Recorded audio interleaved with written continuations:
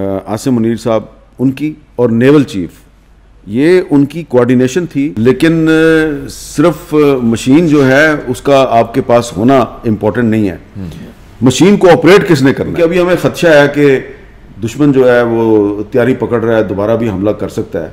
तो अभी हम ठीक है, दुश्मन अगर समझता है कि मेड इन चाइना विक्ट्री है पाकिस्तान की, तो उस गलत फहमी में रहेगा। अच्छा, आपको मीर साहब अभी ये आपको खदशा है कि ये भी अटैक दोबारा हो सकता है, ऐसा मिस एडवेंचर जो 7, 8 मई 10 मई को उसने किया, तो ये अभी दोबारा उसी नौयत का या उससे ज्यादा कोई शिद्दत का अटैक? देखिए, इज्जत और जिल्लत अल्लाह ताला के हाथ में है, फतह और नाकामी जो है वो भी अल्लाह ताला के हाथ में है। लेकिन अल्लाह ताला ये भी कहते हैं कि जी आपने जो है मेरे पे यकीन ज़रूर रखें, लेकिन हिकमत से भी काम लें और बहादुरी से भी काम लें। तो हमने हिकमत और बहादुरी दोनों से काम लिया, और जो हिंदुस्तान ने पहले मिसाइल अटैक किए और उसके बाद उन्होंने जो फ़िज़ाई हमला किया, हमने उसका बड़ी अच्छी हिकमत अमली से और बहादुरी से मुकाबला किया और उनको शिकस्त से दो चार किया, उनके दांत तोड़ दिए।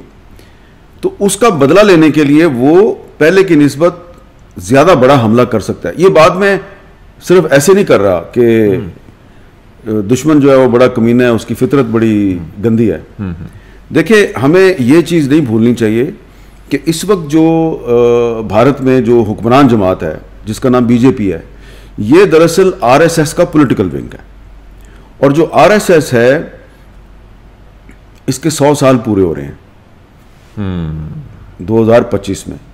ये 1925 में बनाई गई थी, और सावरकर ने ये जब तंजीम बनाई थी और उसके बाद फिर गोलवालकर जो है उसने इसको आगे बढ़ाया। तो इन्होंने पहला काम क्या किया था? पहले तो आपको पता है ना, ये डिवीजन ऑफ इंडिया के खिलाफ थे। ऑल इंडिया मुस्लिम लीग और कांग्रेस जो हैं वो अंग्रेज से आज़ादी हासिल करना चाहते थे। ये अंग्रेज से आज़ादी नहीं हासिल करना चाहते, ये कहते थे जी कि इंडिया को तकसीम नहीं होना चाहिए, क्योंकि ये अखंड भारत पे यकीन रखते हैं। ये कहते हैं जी कि ये पाकिस्तान जो है और ये नेपाल और ये श्रीलंका, अफ़गानिस्तान, ये सारे अखंड भारत का हिस्सा है। और फिर जब पाकिस्तान और भारत बन गए तो पहला काम क्या किया आरएसएस ने? आरएसएस ने अपने एक टेररिस्ट नथुराम गोडसे के जरिए महात्मा गांधी को कत्ल करवा दिया। और उसने कहा कि जी मैंने तो आरएसएस छोड़ दी हुई है, लेकिन बाद में पता चला कि उसने आरएसएस नहीं छोड़ी हुई थी। और फिर आरएसएस पर पाबंदी लगाई, भारत की हुकूमत ने आरएसएस पर पाबंदी लगाई। पहली 1948 में, दूसरी पाबंदी लगाई इंदिरा गांधी की हुकूमत ने 1975 में, तीसरी पाबंदी लगाई नरसिम्हा राव की हुकूमत ने 1992 में, जब इन्होंने बाबरी मस्जिद को शहीद किया। तो आरएसएस जो है उसके बाकायदा ट्रेनिंग कैंप हैं जहाँ पे दहशतगर्दी की तरबियत दी जाती है। और मैं ऐसे कोई हवा में बात नहीं कर रहा आपके साथ, इसके मेरे पास सबूत मौजूद हैं। आरएसएस के कुछ जो साबका टेररिस्ट हैं जो पाकिस्तान में दहशतगर्दी करते रहे हैं, इंडिया में दहशतगर्दी करते रहे, उन्होंने बाकायदा इंटरव्यूज़ दिए हुए हैं। समझौता एक्सप्रेस पे हमला जो है वो आरएसएस ने करवाया था, बाबरी मस्जिद को डिमोलिश भी आरएसएस ने करवाया था। तो आरएसएस जो है उसका पॉलिटिकल विंग बीजेपी है, और इसकी 100 साला तकरीबात होनी है 2025 में। और फिर बिहार में इलेक्शन भी आने वाला है, और भी कुछ इंडियन स्टेट्स हैं, वेस्ट बंगाल है, वहाँ पे भी इलेक्शन आने वाला है, और बीजेपी ने वहाँ पे इलेक्शन जीतना है। तो ये सारी चीज़ें आप सामने रखें, और इस सूरत हाल में आपने मई 2025 में आपने हिंदुस्तान को 4 रोज़ा जंग में एक ऐसी शिकस्त दी जिसका कि पूरी दुनिया जो है वो एतराफ़ कर रही है। तो मोदी साहब जो हैं उन्होंने अब उस शिकस्त का दाग मिटाना है। उनको अब लोग नरेंद्र मोदी नहीं कहते, उनको कहते हैं सरेंडर मोदी।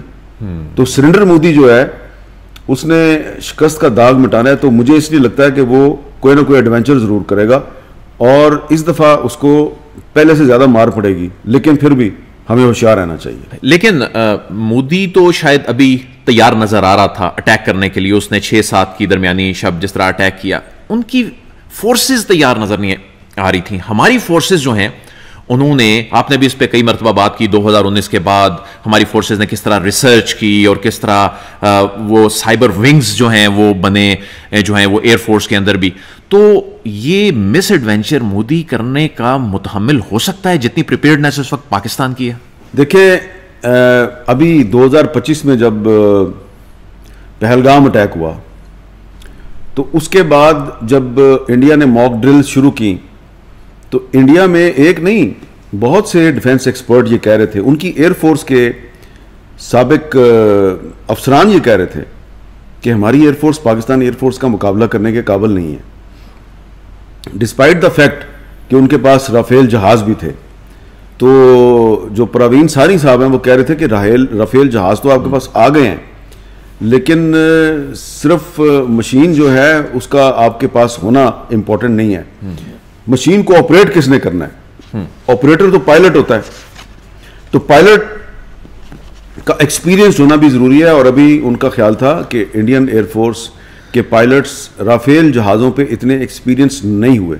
दूसरी बात वो ये कहते थे कि हमें ये सोचना चाहिए कि 2019 में हमारे जो एक जहाज़ के रडार सिस्टम को पाकिस्तान एयरफोर्स ने जैम कैसे किया और फिर उसको टारगेट कैसे किया, डिस्ट्रॉय कैसे किया, और फिर अभिनंदन साहब थे जो वो पाकिस्तान में गिरफ्तार हो गए।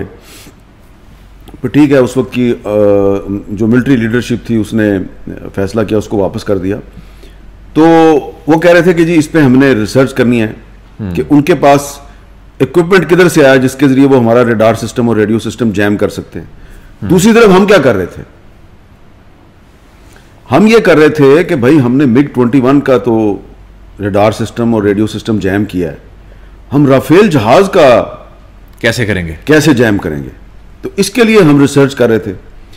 तो जब ये ज़हीर बाबर सिद्धू साहब जब एयर चीफ बने तो आपको पता है कि कब बने थे? जी बिल्कुल। कब बने थे? 2021। कौन था उस वक्त प्राइम मिनिस्टर? उस वक्त प्राइम मिनिस्टर इमरान खान थे। उन्होंने इनका खुद इंटरव्यू किया था। इमरान खान ने ज़हीर बाबर सिद्धू का खुद इंटरव्यू किया था, और इनके अलावा 2 और लोगों का भी इंटरव्यू किया था।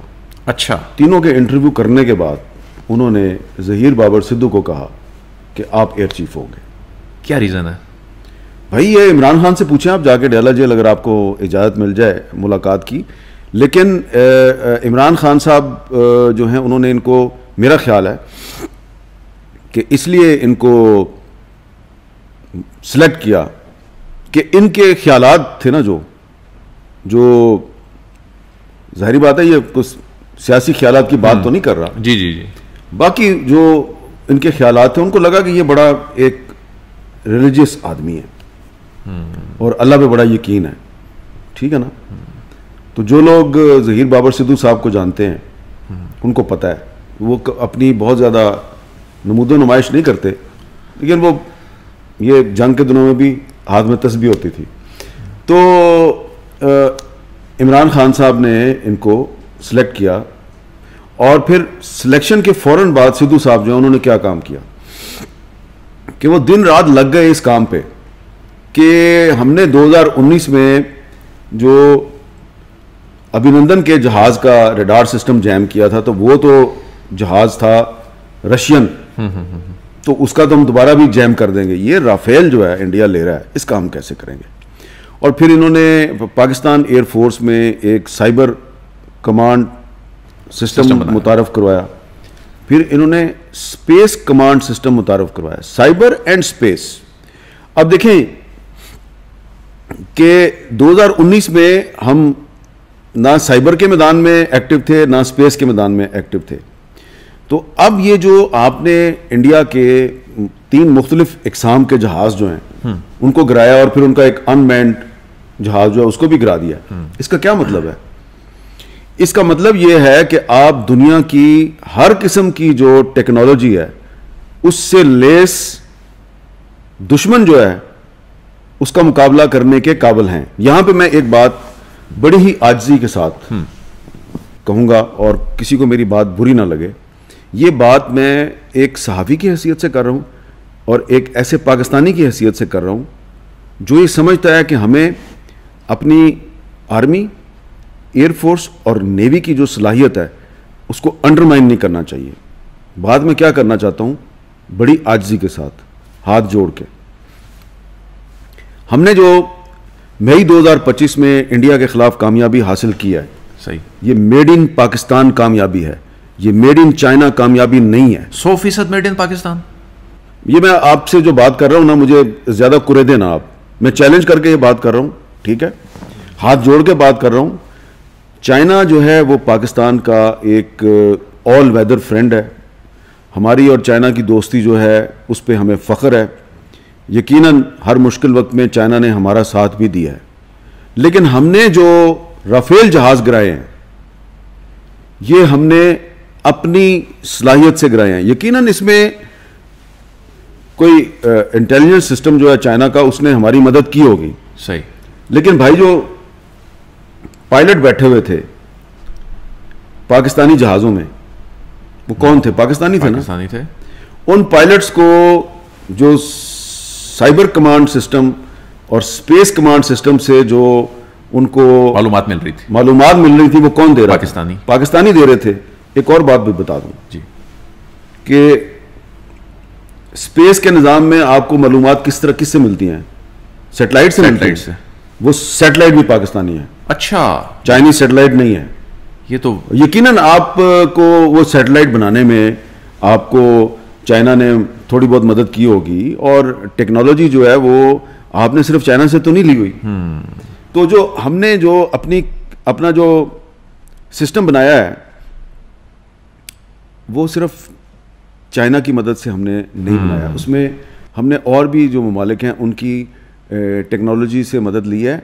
और इसमें जो सबसे अहम चीज़ है कि पाकिस्तान एयरफोर्स और पाकिस्तान आर्मी की कोऑर्डिनेशन थी। ये बहुत बड़ी बात है। ऐसी कोऑर्डिनेशन थी कि इधर से एयरफोर्स के पायलट जो हैं वो अपने जहाज़ों से इंडिया के जहाज़ों को टारगेट कर रहे हैं, उनके एयर बेसिस पे मिसाइल बरसा रहे हैं। दूसरी तरफ से पाकिस्तान आर्मी जो है वो अपने मिसाइल सिस्टम के ज़रिए कुछ और टारगेट जो हैं उनको हिट कर रही है। वहां से फिर जहाज नहीं उड़े, उसके बाद वहां से जहाज नहीं उड़े। तो ये एयर चीफ जहीर बाबर सिद्धू और हमारे जो आर्मी चीफ थे जो अब फील्ड मार्शल हैं आसिम मुनीर साहब, उनकी और नेवल चीफ, ये उनकी कोऑर्डिनेशन थी। और जाहिर बात है ये सारा मामला जो है इसमें जो हुकूमत वक्त है आप उसको तो अगर क्रेडिट ना दें तो फिर ये तो बददियानती है कि ये सारी एक कोऑर्डिनेशन से हम काम कर रहे थे। और ये जो मैंने बात की है ना कि ये मेड इन चाइना विक्ट्री है पाकिस्तान की, कुछ लोग कह रहे हैं कि ये मेड इन चाइना विक्ट्री है, इंडिया कह रहा है ये मेड इन चाइना विक्ट्री है, कुछ वेस्टर्न मीडिया के अखबारात और टीवी चैनल कह रहे हैं ये मेड इन चाइना विक्ट्री है। मैं कह रहा हूँ नहीं, मेड इन चाइना नहीं है, ये मेड इन पाकिस्तान विक्ट्री है। अभी ना मैं इस पोजीशन में हूँ, ना ही हमारे अरबाब इख्तियार इस पोजीशन में है कि इस मामले पे ज्यादा बात की डिटेल सामने रखें, क्योंकि अभी हमें खदशा है कि दुश्मन जो है वो तैयारी पकड़ रहा है, दोबारा भी हमला कर सकता है। तो अभी हम ठीक है, दुश्मन अगर समझता है कि मेड इन चाइना विक्ट्री है पाकिस्तान की तो उस गलतफहमी में रहे। अगली दफा जब वो हमला करेगा तो कुछ नए सरप्राइज मिलेंगे, उसको मेड इन पाकिस्तान चीजें नजर आएंगी और पूरी दुनिया को नजर आएंगी।